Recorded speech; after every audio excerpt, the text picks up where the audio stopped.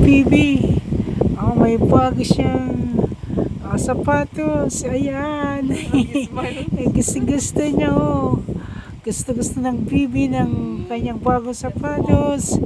Oh, kasi nag-Christmas party sa kanina. Nahuli yung kanyang sapatos sa kadamit. Kaya ngayon na lang pinapakita sa kanya. Kaya nga, tuwang-tuwa siya. Oh, tuwang-tuwa siya. Oh, na kanyang, yan ang kanyang dress. Oh, suot niya sana kanina yan doon sa Christmas party. Kaso lang nahuli. Ayan. Ayan. Ayan po isa. Ayan. Ayan. Ayan. Yeah. Yan. Gusto niya na isuot. Kaya umiyak siya. Gusto niya isuot. Sa Sunday na lang. Para may masuot ka. Princess Jory.